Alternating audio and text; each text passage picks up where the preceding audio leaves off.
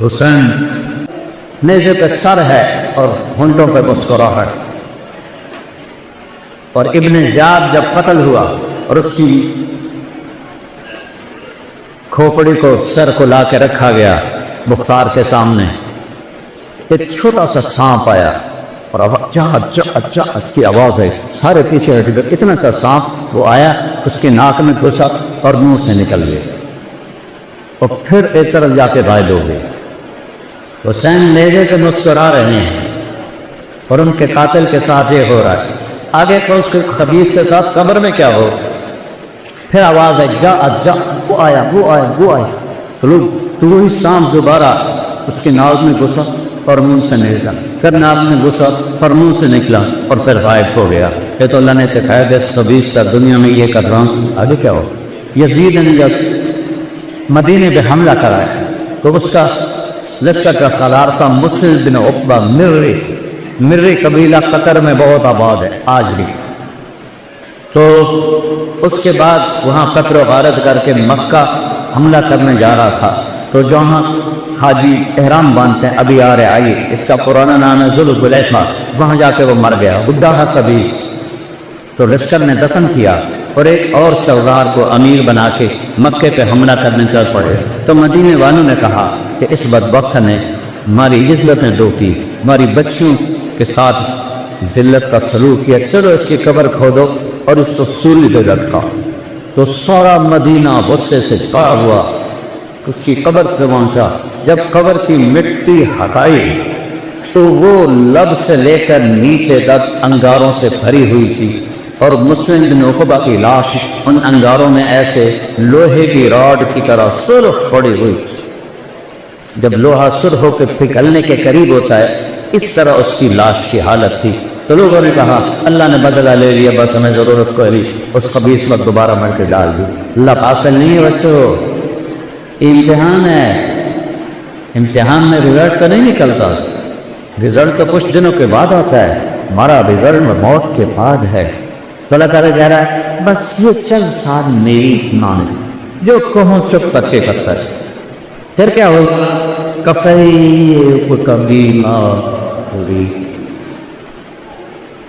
جو چاہوں گی کر دوں گا. سب سے بڑی چاہت ہے محکمہ ہے. بوڑھے سے بوڑھے بھی نہیں کہتے دعا کرو خاتمہ ایمان پر، کیا کہتے دعا کرو زندگی دے صحت. فطرت ہے، یہ نہیں تو کوئی عیب کی بات ہے، فطرت کی بات.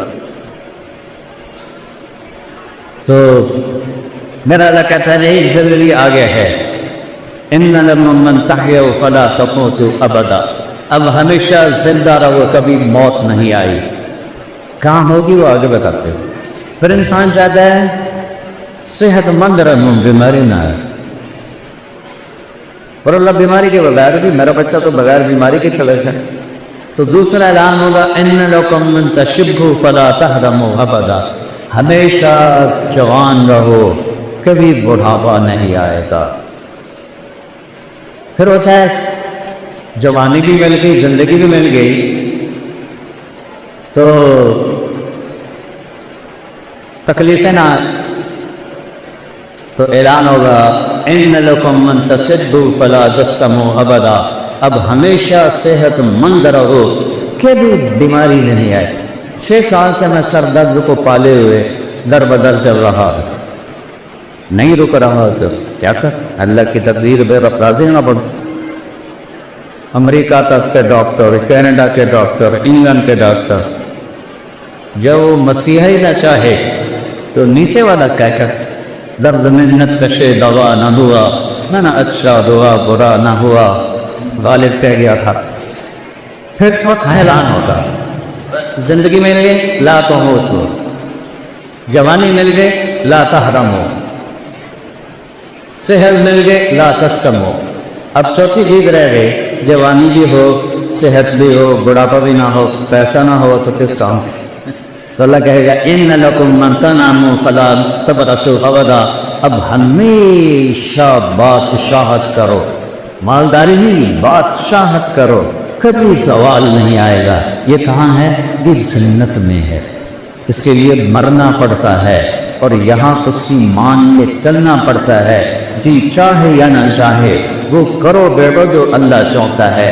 چند دن کی بات ہے، جتنا اللہ سے دور ہوگے اتنا بے قراری بڑھتی جائے گی، جتنا اللہ سے دور ہوگے اتنا بے چینی بڑھتی جائے گی۔ میں اس راستے سے گزر کے بتا رہا ہوں، میں کو میرا بیک گراؤنڈ تو مولوی خاندان نہیں ہے، بڑا ذمہ دار خاندان ہے، وہ جاگیردار خاندان ہے، میں تو اس خاندان کا بچہ۔ تیسری جماعت سے میں نے گانا شروع کر دیا تھا، پھر سینٹرل ماڈل اسکول پنجاب کا بیسٹ اسکول تھا، میں اس کا بہترین سنگر تھا، پھر گورنمنٹ کالج لاہور پورے پاکستان کا سب سے بہترین کالج تھا اس وقت میں، اب تو نہیں، تو میں وہاں کا بیسٹ سنگر تھا۔ تو میرے اندر ایک خلا رہتا تھا، ایک ایسی گھٹن ہوتی تھی۔ تو اس وقت اب تو ہماری یونیورسٹیوں میں نشہ چل گیا، تو اس وقت نشہ نہیں ہوتا تھا، تو کوئی بچہ کبھی کبھی شراب پیتا تھا، تو ایک گھٹن مار دیتی تھی۔ پھر مجھے 97 میں جب جنید جمشید ملنے آیا، جتنا فیم اس نے دیکھا ہے شو بزنس کسی نے نہیں دیکھا، ایسا خوبصورت، ایسا ٹاک، ایسا حسین، ایسی سروری آواز نہیں سنی۔ میرا خود یہ بشر ہے۔ 97 میں ملاقات کی، میں نے تھوڑی سی بات کی، مجھے تو پتہ ہی نہیں تھا۔ ایک لڑکا لے کر آیا کہ ایک سنگر ہے، وہ آپ سے ملانا ہے، نام سنو بات۔ ایک دم میری بات کاٹ کے کہنے لگا ایک سوال کا جواب ہے۔ میں نے پوچھا کیا؟ کہ ایک پاکستانی نوجوان جس گلیمر، جس رونق، جس رعنائی، جس رنگینی کو خوابوں میں دیکھتا ہے، مجھے فزیکلی حاصل ہے، لیکن یہاں اندھیرا ہے۔ جیسے اس نے دائرہ لگایا کہ یہاں اندھیرا ہے، اس کی کیا وجہ ہے؟ کہ اس کی بڑی آسان وجہ ہے، تمہیں درد اس گھٹنے کو ہے، تم دوا یہاں لگا رہے ہو، جہاں دوا لگ رہی ہے وہاں درد نہیں، جہاں درد ہے وہاں دوا نہیں۔ یہ گھٹن تمہاری روح میں ہے اللہ سے دوری کی وجہ سے۔ تم سے میوزک میں، 5 اسٹار ہوٹل میں، لڑکیوں میں تلاش کرتے ہو، تو تم تو اور زیادہ فقیر ہوتے چلے جاؤ۔ 97 2002 میں اس نے 4 مہینے لگائے، یہیں بالا کوٹ میں اس کی تشکیل کی، تو اس کا مجھے فون آیا۔ اس میں ایک لمبی کہانی ہے، اس کو 3 چلے تک اللہ نے پہنچایا، کس طرح اللہ نے مجھے ذریعہ بنایا۔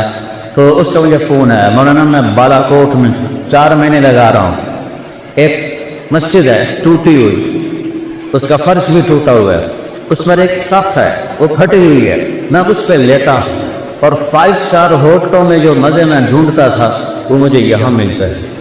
مجھے لگتا میں ہوا میں اڑ جاؤں۔ اب کیا نصیب اللہ نے بنایا شہادت کی موت۔ تو بیٹھیو اللہ سے سودا کر لو کہ یہ چند دن کی زندگی اللہ تیری مانے۔ دیکھو تم بچیاں کٹھے پڑھتے ہو، ہمارے اسلام میں بوائے فرینڈ گرل فرینڈ کوئی کلچر نہیں ہے، یہ حرام زادوں کا کلچر ہے۔ ہمارا کلچر شادی ہے، ہمارا کلچر نکاح ہے، ہمارا کلچر یہ بےہودگی، یہ آوارگی، یہ ہرگز نہیں ہے۔ یہ لوگ انسانیت کے نام پہ دھوکہ ہیں، طاق ہے۔ فسوف ترى اذا انكشف الغبار افرسا تحت رجلك من عمار، آنکھیں بند ہونے دو پھر دیکھنا کہ تم کس گڑھے میں گرے ہوئے ہو۔ فکشفنا عنك غطاءك فبصرك اليوم حديد، آج تیری آنکھوں نے نقاب اٹھا دیا ہے، دیکھ اپنی گندگیاں، دیکھ اپنی برائیاں، دیکھ اپنی قبالیاں، دیکھ اپنی ضلالتیں۔